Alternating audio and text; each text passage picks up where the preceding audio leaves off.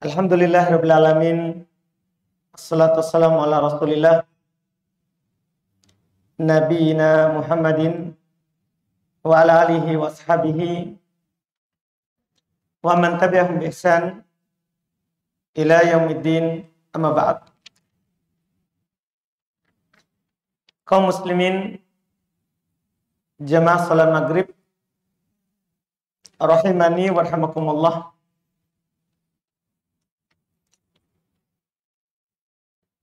Alhamdulillah, kembali di pertemuan malam hari ini kita melanjutkan kajian kitab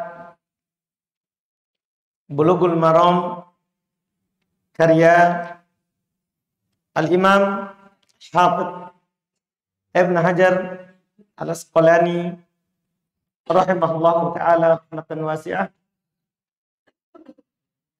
Kita di malam hari ini melanjutkan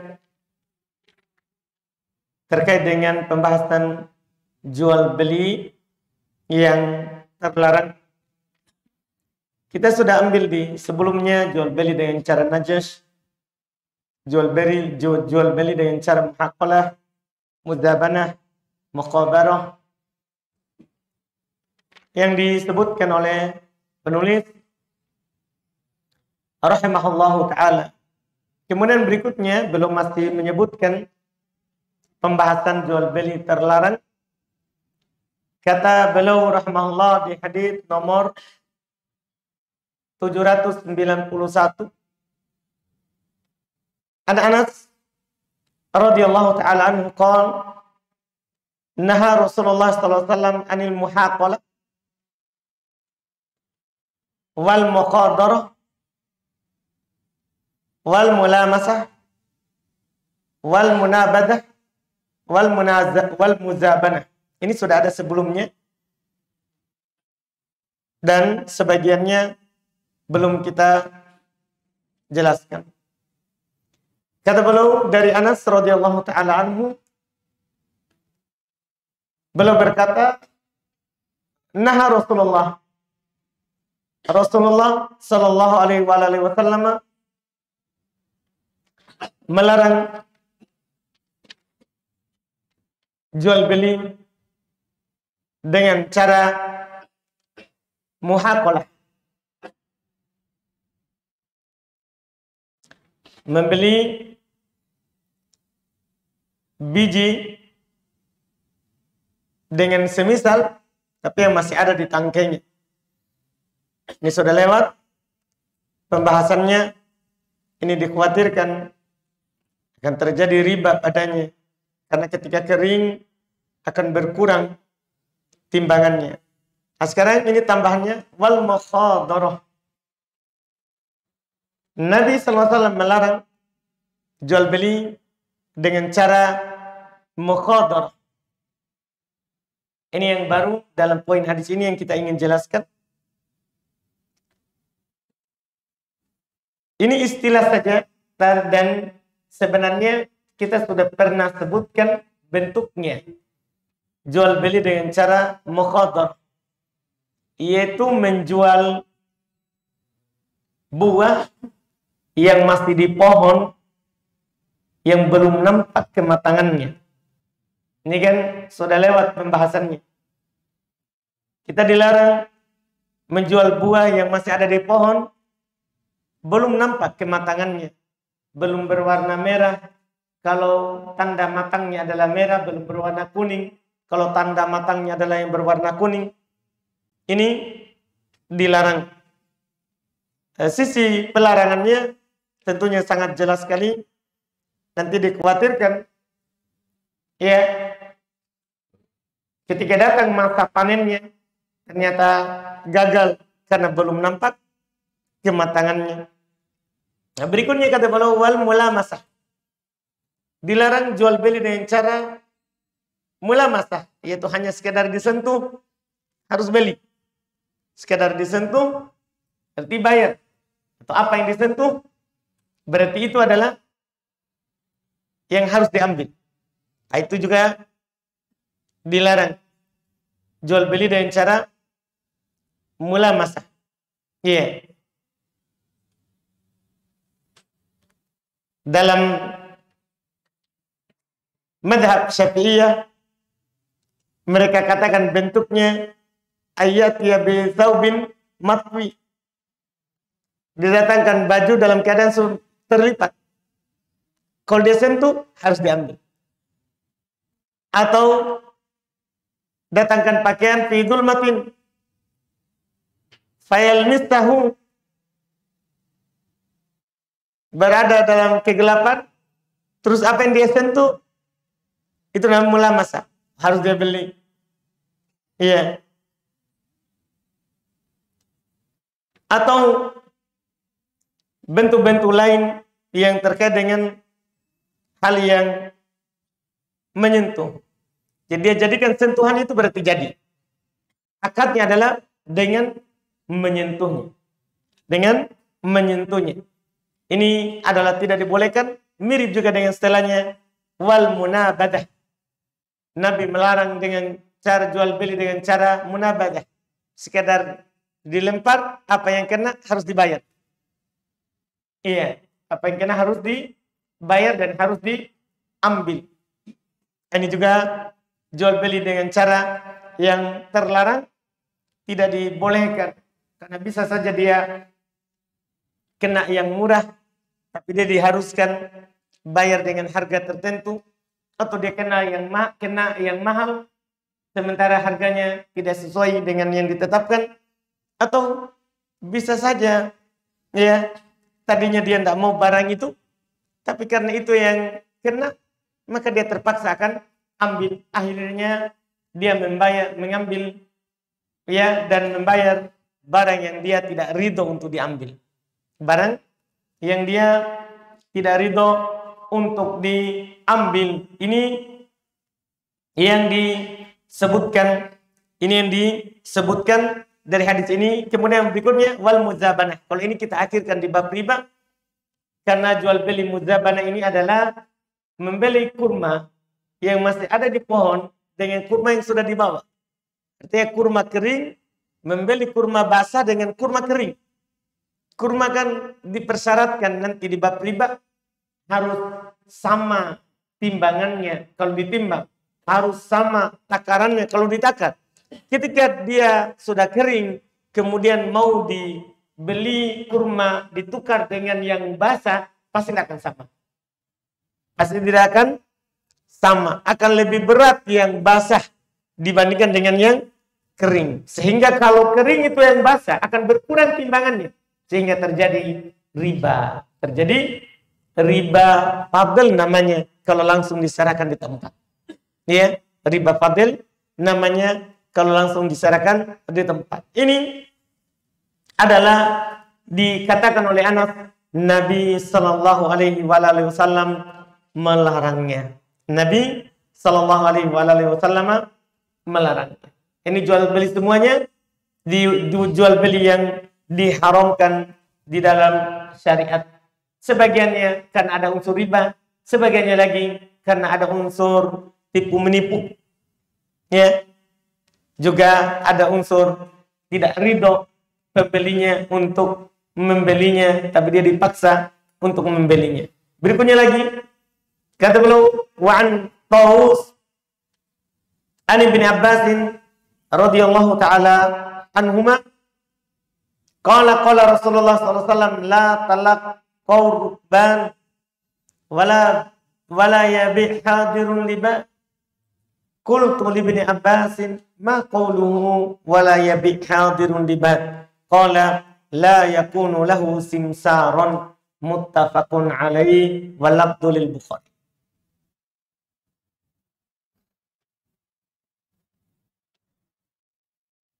Kata beliau dari Taus dari Ibn Abbas radhiyallahu ta'ala anhuma, beliau berkata, Rasulullah sallallahu alaihi wasallam bersabda, la talaqau ar-rukban. Jangan kalian memotong kafilah dagang, menjegalnya di jalan. Wala yabi hadir libah. Janganlah orang kota menjualkan orang desa. Qultu li Ibnu Abbas, apa maksudnya? Jangan orang kota menjualkan orang desa. Barangnya orang desa. Katanya, maqauluhu wala yabi hadir liman. Apa maksud? Jangan orang hadir, orang kota menjualkan untuk orang desa. Qol, kata Ibnu Abbas, la yakunu lahu simsaron. Dia tidak menjadi wakilnya. Iya, tidak menjadi wakilnya. Muttafaqun alaih. Ini lafaz untuk Imam Al-Bukhari. Ini menjelaskan salah satu bentuk jual beli juga yang tidak boleh. Yaitu kita tidak membiarkan orang kampung untuk pergi ke pasar. Kita langsung memotongnya di jalan, sehingga kita akan membeli barangnya dengan yang murah. Kenapa? Kan dia tidak tahu harga pasar. Kita sudah potong di sini. Ini dilarang karena akan merugikan si penjual. Demikian pula ketika orang kota menjualkan untuk orang desa. Menjual barangnya orang desa. Dalam artian dia menjadi simsaronnya. Menjadi apa yang pernah Haji Rahim bilang, yang dia orang punya tanah kemudian jualkan, makelarnya tidak menjadi makelarnya. Iya, perantara antara orang desa dengan di pasar. Biarkan orang desanya pergi jual barangnya di pasar.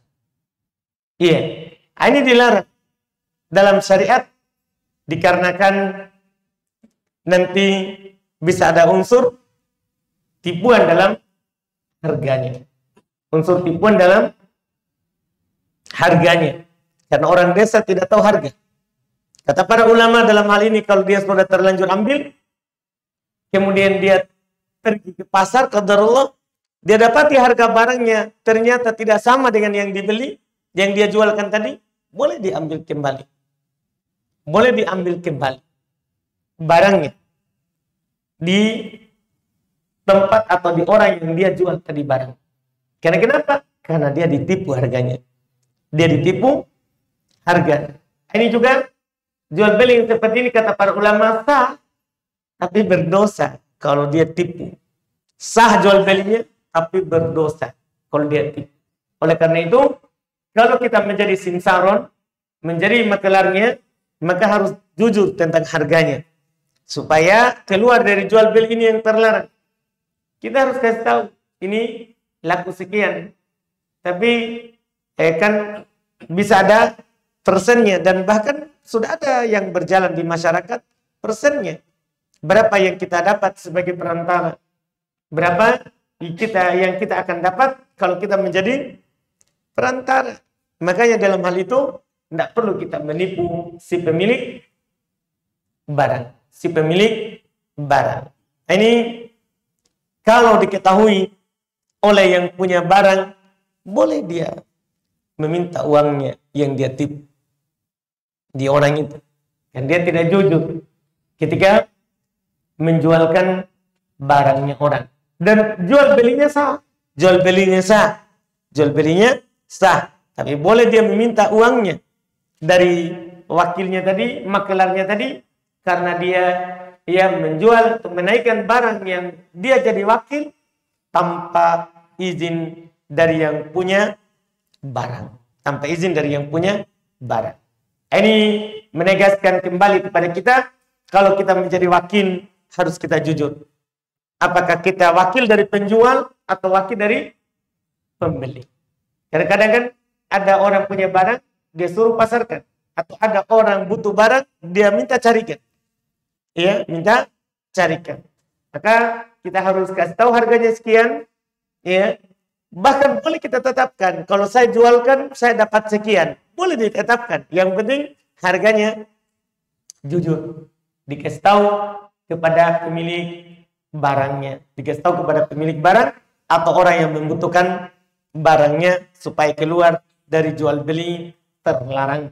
Supaya keluar dari jual beli terlarang. Kemudian berikutnya, kata beliau mirip juga. Wa Nabi Hurairah radhiyallahu taala anhu qala Rasulullah sallallahu alaihi wasallam la talaqul jalab faman tuluqiya fasturiya minhu fa idza ata sayyiduhu suqa fa huwa bil qiyam. Ini yang kita bilang tadi, rawahu Muslim. Hadis ini diriwayatkan oleh Imam Muslim. Karena beliau dari Abu Hurairah radhiyallahu taala anhu beliau berkata, Rasulullah sallallahu alaihi wasallam bersabda, la talaqau al-jalab. Jangan kalian memotong al-jalab, yaitu para pedagang yang mau datang ke pasar. Siapa yang dipotong jalannya, kemudian dibeli darinya barang, dan yang punya barang ini datang ke pasar dan menghitung harganya, maka fawa bil khiyar, maka dia dikasih pilihan. Boleh diambil kembali barangnya, atau boleh dia berdamai, harganya ternyata tidak segitu, saya mau ditambah sekian. Boleh. Nah, ini yang kita bilang tadi, kenapa kita bilang jual belinya sah tapi berdosa? Karena Nabi bilang dia punya pilihan. Boleh dia tetapkan ya qadarullah sudah terjadi, dan boleh dia tarik kembali barangnya. Ketika punya pilihan untuk lanjut atau tidak, berarti sah. Berarti jual belinya sah. Cuman yang membeli tadi itu yang masalah. Dia telah menipu yang punya barang. Dia telah menipu yang punya barang. Ini yang disebutkan terkait dengan orang yang telah memotong kafilah dagang untuk pergi ke pasar. Nah, berikutnya lagi, kata beliau ini mirip semua ya, karena sebagian hadis kadang sebagian lafaz tidak disebutkan, sebagian lafaznya ada disebutkan. Berikutnya juga dari Abu Hurairah radhiyallahu taala anhu, beliau berkata, naha Rasulullah sallallahu alaihi wasallam ayyabi hadir libat, sama tadi, wala tanajashu, ini sudah lewat, wala yabi rajul ala bai akhi, ini yang belum pernah lewat, wala yaktub ala khitbati akhi, ini juga belum pernah lewat, tapi ini dalam bab pernikahan, lamaran, wala tas'alul mar'a talaqa ukhtiha litakfa'a ma fi ina'iha, muttafaqun alaihi. Wali muslim la yasumil muslim ala saumi al muslim. Ini yang beliau katakan dari Abu Hurairah radhiyallahu taala anhu. Rasulullah sallallahu alaihi wasallam kata beliau melarang untuk orang kota menjualkan barangnya orang desa. Itu tadi sudah lewat penjelasannya. Dia jadi makelarnya, wakilnya orang desa. Wala tanajasu, ini sudah kita jelaskan di pertemuan yang lalu. Jangan kalian melakukan jual beli dengan cara najas, yaitu ada seorang atau beberapa toko bersekongkol. Kalau ada pembeli, dia tetapkan sebuah harga. Kalau pembelinya pindah ke toko dia katakan kasih naik supaya dia kembali ke sini. Iya, ini najas. Atau enggak begitu. Kita lagi beli barang, datang beberapa orang mau juga membeli barang yang sama. Dia tawarkan dengan harga yang tinggi supaya pembeli yang ini tertipu. Oh, berarti itu tadi sudah memang harganya. Ini juga jual beli najas namanya. Padahal dia enggak mau beli, cuma mau menipu supaya dikira bahwa itu memang harganya. Karena dia menawarkan dengan harga yang lebih tinggi. Ini jual beli najas. Ini juga tidak bisa, tidak boleh. Wala yabi' rajul ala bai'i. Ini yang belum lewat. Tidak boleh seorang lelaki membeli atau menjual atas belian atau jualan saudaranya. Artinya, kalau ada saudaranya sedang menjual barang, lagi tawar-menawar, tidak boleh tiba-tiba datang kita, ini ada barang lebih murah daripada harga itu. Iya. Atau ada seorang lagi menjual barangnya, ya datang kita juga mau menjual barang kita. Ini saya mau tawarkan yang lebih murah daripada yang itu. Anda boleh. Biarkan dulu selesai. Biarkan dulu dia. Ya, jadi atau tidak akadnya. Kalau sudah lepas, jadi atau tidak, maka di situ baru kita boleh menawarkan barang kita. Kalau sudah putus di sana, sudah tidak mau lagi dia dengan harga itu cocok, kemudian dia pindah, baru boleh kita menawarkan barang kita. Tidak boleh hal tersebut, karena itu akan membuat hati saudara kita tadi merasa sakit karena direbut langganannya, karena direbut ya pembelinya atau penjualnya. Kemudian berikutnya, wala yaktubu ala khitbati akhi. Ini dalam masalah pernikahan, tidak boleh dia melamar atas lamaran saudaranya. Saudaranya sudah lagi maju, sudah berbicara kepadanya bahwa dia sisa masalah uang panai sudah ada, sudah disebutkan, hanya saja dia lagi kembali ke rumahnya mau membicarakan apakah mampu dengan itu atau tidak. Langsung dia pergi lamar lagi sebelum terima yang itu. Dia tahu bahwa ada yang melamar, dia tetap lamar lagi. Tidak boleh. Demikian pula berikutnya, wala tas'alul mar'ah talaqa ukhtiha. Ini masalah pernikahan juga. Tidak boleh seorang perempuan itu meminta supaya saudarinya itu, maksudnya perempuan itu ditalak, litakfa ma fi ina'iha, supaya dia bisa juga menggantikan piringnya, maksudnya supaya dia bisa menikah dengan lelaki itu. Ya, dia minta kepada suaminya orang itu, talak yang itu supaya saya bisa menikah sama kamu. Ya, ini tidak dibolehkan. Ini mirip tadi. Kalau tadi laki-laki melamar, lamarannya orang. Kalau ini perempuan, dia menawarkan dirinya tapi syaratnya talak dulu istrimu. Nah, ini tidak boleh Pak Haji Rahim. Ya, alhamdulillah. Iya. Tidak dibolehkan seperti itu. Kalau ada perempuan yang seperti itu, kita katakan itu tidak dibolehkan. Itu tidak dibolehkan. Iya. Kemudian juga riwayat ini Bukhari Muslim, dalam riwayat Imam Muslim dia katakan, la yasumil muslim ala saumi akhi. Jangan seorang muslim membeli atas belian saudaranya. Kalau tadi jual atas jualan saudaranya, beli atas belian saudaranya juga. Ini tidak dibolehkan. Ini jual beli yang tidak dibolehkan. Kemudian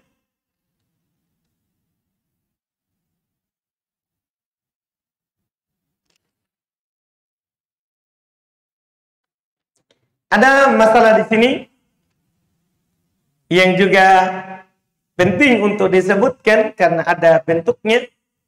Terus gimana ada jual beli dengan lelang? Kan dia kan, orang kan menawarkan, ini mirip dengan najis kan? Ya, jual beli lelang. Itu dia menawarkan sebuah barang, dia mau jual, tapi dia mau cari harga yang paling tinggi. Kan ini apakah tidak masuk di najis? Jual beli disebut dalam bahasa Arab bai'u al-muzayyadah. Jual beli dengan akan mencari tawaran yang paling tinggi. Mencari tawaran yang paling tinggi. Dalam masalah ini datang dari Ibrahim An-Nakhai, katanya makruh jual beli dengan cara muzayyadah. Makruh jual beli dengan cara muzayyadah, dengan cara yang seperti itu, mencari harga yang paling tinggi, makruh. Tapi mayoritas ulama, bahkan Al-Imam Ibnu Qudamah menukil kesepakatan akan bolehnya. Boleh jual beli dengan cara lelang. Itu bukan dalam bab najis. Najis itu dia tidak mau beli barangnya, tapi dia tawarkan harga yang tinggi supaya yang ini ambil. Kalau ini kan bukan. Memang dia mau beli barangnya, hanya saja dia penawarannya harga yang sekian, tapi si pemilik belum mau harga itu, belum mau harga itu. Mayoritas mengatakan ini boleh. Sekali lagi bahkan dinukil oleh Ibnu Abdul Bar, Ibnu Qudamah bahwa hukumnya boleh. Kenapa? Kata mereka, li'annal asla fil muamalat wal jawaz. Asal dalam jual beli itu hukumnya adalah boleh. Dan tidak ada yang melarangnya. Kan kita katakan tidak boleh kalau ada larangan. Tidak boleh kalau ada apa? Larangan. Bahkan kata mereka, datang hadits Anas radhiyallahu taala anhu bahwa Nabi SAW pernah menjual cereknya atau alatnya, dan beliau katakan fiman yazidu, siapa yang mau tambah harganya, siapa yang mau yang harganya lebih. Hanya saja hadis ini yang mereka pakai adalah dhaif, kita tidak pakai. Kita pakai saja kaidah umum, itu lebih selamat. Asalnya adalah boleh sampai datang hadis yang melarangnya, itu lebih bagus. Dan asal jual beli adalah hukumnya boleh. Nanti kita katakan nggak boleh atau haram ketika ada dalil yang melarangnya. Ketika ada dalil yang melarangnya. Ini keluar dari jenis jual beli najas.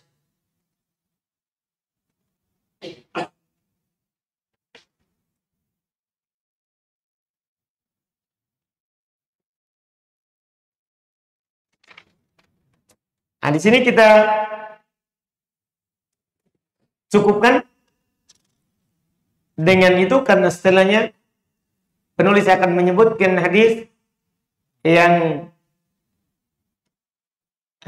masuk dalam pembahasan yang tidak masuk dalam golongan-golongan yang tadi, penyebutan bentuk-bentuk dari jual beli terlarang yang disebutkan. Setelahnya ada jual beli terlarang juga, tapi bentuknya sudah beda. Tidak seperti tadi lagi, ini kita ambil di pertemuan akan datang insyaallah. Demikian pula nanti akan disinggung terkait dengan menetapkan harga, terkait dengan menetapkan harga atau kenaikan harga, apakah boleh disimpan atau apakah boleh ditetapkan harganya, supaya tidak ada yang menaikkan harga itu dengan cara yang akan memudaratkan kaum muslimin. Ini kita ambil insyaallah di pertemuan yang akan datang, supaya lebih bagus lagi kita satukan bentuk-bentuknya insyaallah. Ada pertanyaan? Silakan Pak Ji. Sebelumnya saya minta terima kasih kepada tentang kesempatan yang diberikan kepada jamaah sunnah yang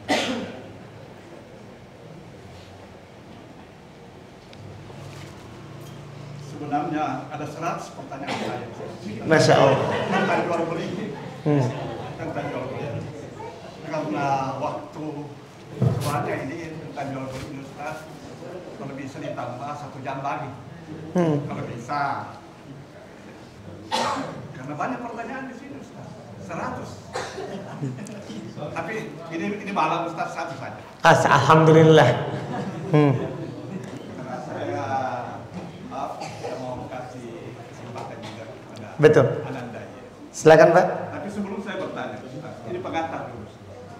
Tapi tidak lama Pak. Ya enggak. Ada hadis yang saya baca Ustaz, dari Ibnu Umar radhiyallahu anhu, Nabi sallallahu alaihi wasallam bersabda, siapa saja yang menuntut ilmu untuk meremehkan orang bodoh, atau untuk mendebat para ulama, atau untuk menarik perhatian manusia, maka ia akan masuk ke dalam neraka. Nabi sallallahu alaihi wasallam. Saya masih konsisten Ustaz. Bukan konsisten. Bahkan saya menawar bulat-bulat. Ini pesan orang tua saya tentang hadis tersebut. Pesan orang tua saya pernah saya sampaikan bahwa setetes air darah yang mengalir dalam tubuh Muna yang datangnya dari yang haram, maka ujung-ujungnya neraka. Sesuai dengan hadis yang pernah saya baca, setiap daging yang tumbuh dalam tubuhmu dan kau makan dari yang haram, itu bukan hanya saya terang-belang, akan saya masukkan ke dalam kalung saya. Setiap saya keluar rumah, saya harus bawa itu. Pesan orang saudara. Insya Allah. Pertanyaan saya, Ustaz. Ada guru saya di Bengkulu, termasuk orang tua saya, Haji An-Nasir, pendiri pesantren Bahrul Hayat di Kabupaten 4 kilo dari kota. Nah, itu pesantrennya Ustaz, 100 kelapa dia punya, dia teban semua. Itu dibikin pesantren.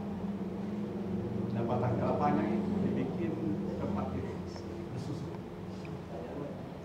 Karena kalau batang kelapa itu kata orang kuat. Itu diresmikan oleh Harmoko. Menteri Penerangan. Itu guru saya, Ustaz. Begini, dia punya kelapa 100 pohon, tapi bukan dia yang punya. Ini pertanyaan. Itu aneh itu. Ya, itu. Makanya saya bawa angkat ini. Karena saya lihat, bukan hanya di Bengkulu, di daerah-daerah mana tidak pernah ada orang seperti itu. Makanya saya angkat. Saya kan mau menuntut ini, Ustaz. Bagaimana awal menyangka.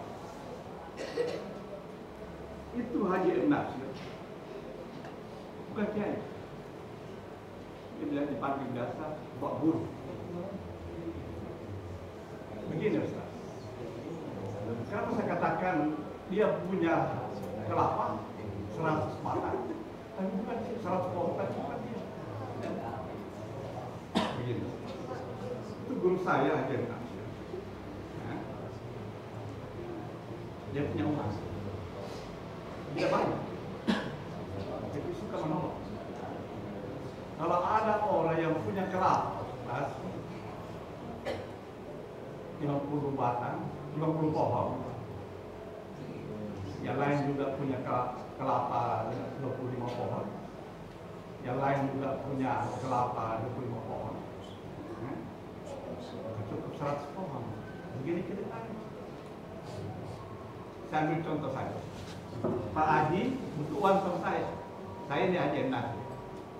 Pak Haji ini teman saya dekat saya, butuh uang karena anaknya mau kuliah.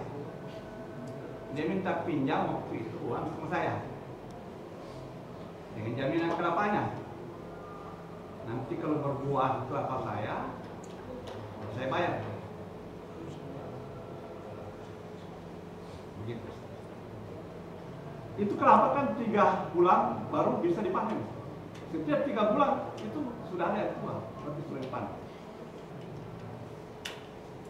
Dia tulis, saksinya istrinya sendiri. Naik kemana kan? Sama Haji ini pinjam uang 1 juta sama saya. Ini tahu-tahu begitu, besar ini kalau tahu begitu. Nilainya. Sekolah mau kuliah. Terus apa? Saya tunggu pertanyaannya ini, Pak. Ini masalah, banyak sekali menunggu ini. Harus jelas. Harus jelas. Kalau tidak jelas, tidak bisa. Itu Pak, silakan terus. Begitu dia panen, 3 bulan dipanen itu kelapa. Pak Haji datang. Harus dia datang menyaksikan berapa buah kelapanya. Taruhlah buah kelapanya itu 100. Waktu itu setiap kelapa 10 biji. Harganya pada waktu itu Rp1.000. Nah, jadi 10 biji kali 100 berarti 1.000. Kali 1.000 berarti 1 juta. Sedangkan dia pinjam uang sama saya 1 juta. Pada waktu itu dia hitung kelapanya. Kita mau jual ke mana? Mau jual ke pasar, silakan. Pak Haji bilang jangan nih. Iya, 9.000 kita belikan ini. Jangan 1 juta. Nanti kita mau ke sana. Pada waktu itu Ustaz, lunas dia punya utang. Kan dia pinjam 1 juta. Atau tinggal masih ada 100.000 Ustaz. Karena dia jual sama saya 900. Bulan berikutnya Saya lagi meminjamnya Ustaz. Saya lagi meminjam 800. Sama Pak Haji. Sama Pak Haji. Dan itu begitu Ustaz. Itu waktu itu uangnya Ustaz. Saya bayar dia. Berarti dia kembali lagi dia punya kelapa Ustaz. Kan sudah impas. Nah, di mana keuntungan Pak Haji ini? Di mana keuntungan? Kan mesti ada keuntungan. Masa kita menjual barang tidak ada keuntungan, tidak ada keuntungan. Keuntungannya dia bikin kopra Ustaz. Dia bikin kopra, itu kelapa Ustaz. Nah, baru dia jual ke Makassar. Dia Hensung, Jalan Cakalang, pabrik minyak kelapa dulu. Tapi sekarang sudah tidak ada, sudah pertokoan di sana Ustaz. Dulu begitu Ustaz. Yang jual itu kemenakannya sendiri, anaknya sendiri. Apakah ini halal? Jadi tadi dia kasih pinjam 1 juta. 1 juta. Jaminannya kelapa 100 pohon. 100 pohon. Dan setiap kelapa punya buah 10. Maksudnya dia 1000. Iya Pak. Jadi ini kelapa kalau panen Pak Haji yang ambil. Iya, kan bukan begitu Ustaz. Saya tetap beli Ustaz. Tapi saya bilang tawarkan dulu ke pasar. Kalau kita mau jual ke pasar silakan. Di pasar itu 1000 harganya per biji. Nah, terserah kita. Tapi Pak Haji bilang jangan beli pasar. Kita mau yang ambil. Dan kita beli 900 rupiah. Jadi akhirnya tertutup utangnya 900. 900. Masih tersisa 100. Terus? Pada kemudian, saya berutang kepada Kenapa bisa? Kalau dipikir Ustaz, Kenapa kita bisa berutang? sebenarnya tidak ada utang Ustaz. Ini masalah. Saya masih berutang Pak Haji. Karena ada utang saya 100. Kan beliau yang berutang kan 100. Ya, dia yang berutang 100. Iya kan? Terus sekarang kenapa bisa kita berutang sama Pak Haji? Sebenarnya sudah tidak ada lagi. Karena saya bayarkan 100. Ya, jadi sebenarnya Haji punya uang 100. Di kita? 800. Di kita kan 100. Ya. Kan sisa 100 Pak. Kita belum bayar. Ya. Jadi saya bayar 100. Kita bayar nih. Ya, saya sudah bayar. Alhamdulillah berarti lunas 1 juta. Setelah itu saya bayar lagi Pak Haji. untuk beli kelapanya bulan depan. Ya, 800 itu pada waktu itu. 800. Untuk? Utang Pak Haji. Iya. Itu untuk apa kita kasih lagi 800? Saya beli kelapanya. Saya lagi beli kelapanya. Oh bulan depannya. Ya. Oh bulan kemudian. 3 bulan kemudian kita beli lagi. Ya, saya beli lagi. Saya bayarkan dulu saya punya Utang 100. Setelah itu tinggal kita bayar 800. Karena saya beli kelapanya. Iya berat. Jadi Tidak ada utang lagi. tidak ada utang lagi. Itulah kejadiannya. Jadi Mana keuntungannya saya bikin kopra. Saya bikin kopra. keuntungan kapan itu Pak? Keuntungan dari tadi itu kelapa. Saya olah jadi kopra. Saya bakar apa semua. Ya, saya punya bulu itu, saya punya kemenakan. Anak saya sendiri. Ya. Yang jual ke Makassar itu kopra itu kemenakan saya sendiri. Jadi dia berutang, dia bayar dengan kelapa ke kita. Iya. Kan dia punya utang. Kan boroknya. Pohon kelapa Ustaz. Iya. Setiap 3 bulan dipanen itu kelapa. Panen. Jadi dia bilang kalau panen baru saya bayar. Ya. Itu saya bayar kan.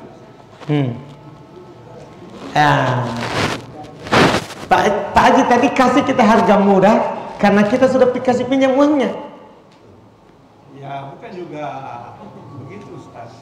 Tapi dia bilang daripada saya jual di pasar 10.000, biar kita ambil Pak. Kenapa beliau kasih begitu? Berarti karena beliau punya utang sama kita? Tidak ada utang. Hanya tanda terima kasih barangkali. Riba itu Pak. Riba? Iya. Kenapa? Kenapa ribanya? Karena dia kasih karena ada utangnya. Tidak. Bukan ke situ Ustaz. Bukan ke situ. Tidak ada niatnya untuk apa namanya? Untuk memberikan saya kelapanya itu tidak. Hanya dia bilang, apa adik? Saya bilang, terserah kita mau jual di mana. Mau jual di mana? Mau jual di pasar? Silakan. Nah bilang, Pak Adi, jangan saya jual di pasar. Repot lagi saya bawa ini kelapa ke pasar ini. Berapa lagi kosnya? Iya. Lebih baik kita nyari. Saya nggak tahu nih Pak. Saya pusing mendengarnya ini Pak. Jadi saya tidak tahu jawabannya Pak. Iya, saya tidak tahu jawabannya. Berarti Ustaz masih perlu belajar. Iya Pak, alhamdulillah. Saya belajar terus ini. Kalau yang satu ini Ustaz bagaimana? Kan satu aja Pak toh? Kalau umpamanya. Iya. Coba dulu yang lain. Kalau ini saya belajar lagi Pak. Saya tidak tahu jawabannya. Karena kasus tahu masih harga kelapa 1.000 ini. Jadi kita tidak paham ini. Kurang tahu saya Pak. Tidak tahu. Pak Haji. Terus. Waalaikumsalam.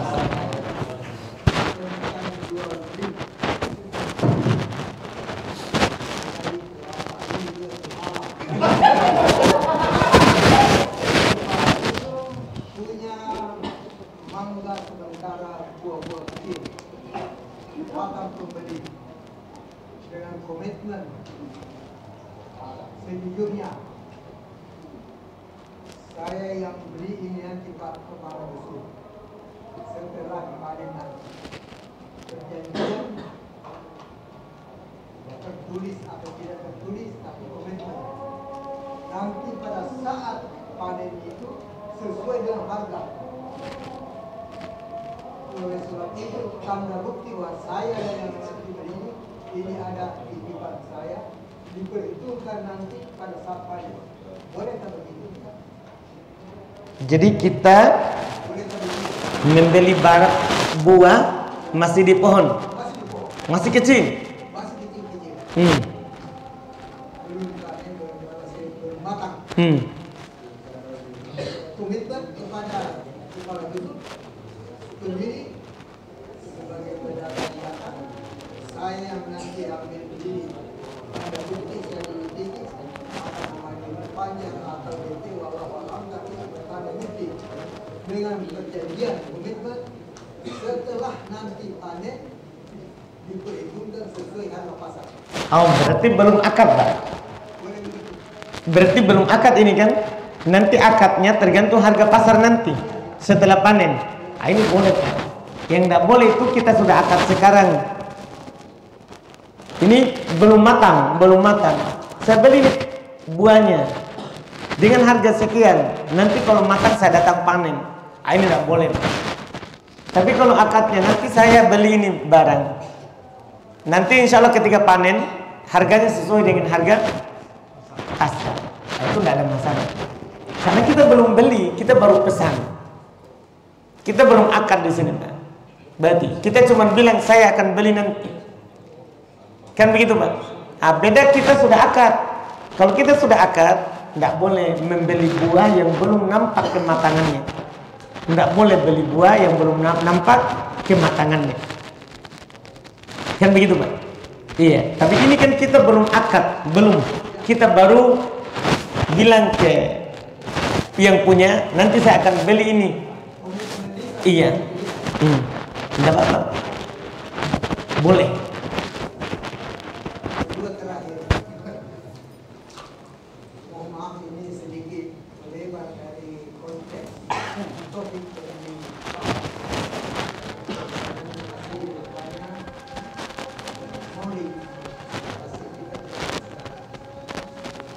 Bolehkah kami berpendapat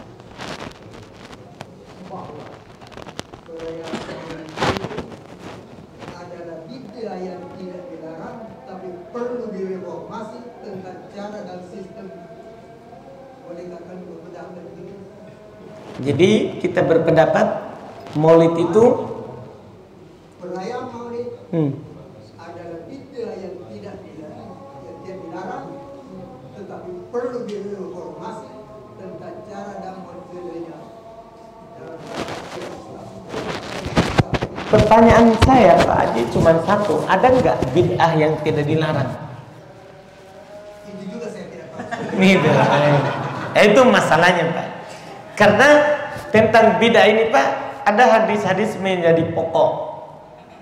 Hadis pokok pertama, hadis Aisyah radhiyallahu taala anha, istri Nabi sallallahu alaihi wasallam, bahwa Nabi sallallahu alaihi wasallam bersabda, "Man ahdatsa fi amrina hadza ma laysa minhu fahuwa raddun."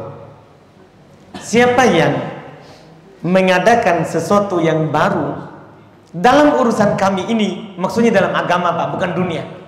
Kita tidak berbicara dunia. Nabi bilang dalam perkara kami maksudnya wahyu. Siapa yang mengadakan sesuatu yang baru dalam perkara kami kata Nabi, padahal yang kami utus, yaitu perkara wahyu, perkara agama, yang tidak ada sama sekali sumber darinya, tidak ada dalil Quran, tidak ada dalil hadis Nabi, fahuradun, maka dia tertolak. Tidak ada dibilang ada yang tidak tertolak. Karena Nabi bilang maka dia tertolak. Itu hadis pokok pertama, Pak. Ini hadis dikatakan bahwa ini timbangan amalan zahir, Pak. Ini seperduanya agama. Seperdua yang kedua adalah hadis Umar bin Khattab, innamal amalu binniyat. Itu timbangan yang batin. Kan amalan itu kan dua, Pak. Amalan hati sama amalan anggota badan. Amalan anggota badan timbangannya adalah hadis ini Aisyah. Semua yang kita perbuat kalau tidak ada sumbernya Quran dan Sunnah, maka kata Nabi ditolak. Nabi yang bilang, Pak, bukan saya, tergantung kita mau lakukan atau tidak, urusan kita nanti. Jadi dia tertolak. Ini yang zahir, Pak, yang nampak. Yang batin itu masalah hati, bahwa amalan tergantung pada niatnya. Kalau niatnya baik, niatnya sudah bagus karena Allah. Tapi kalau tidak ada yang zahirnya ini yang dicontoh oleh Nabi, maka tidak diterima, ditolak. Nabi bilang ditolak semuanya, apapun itu. Jadi tidak ada dibilang kalau sesuatu yang ditambah itu tidak ada dibilang baik. Itu hadis yang pertama. Yang kedua, Nabi sendiri mengingatkan. Nabi pernah sholat mengimami para sahabat. Diceritakan oleh sahabat Al-Irbad Ibn Sariyah.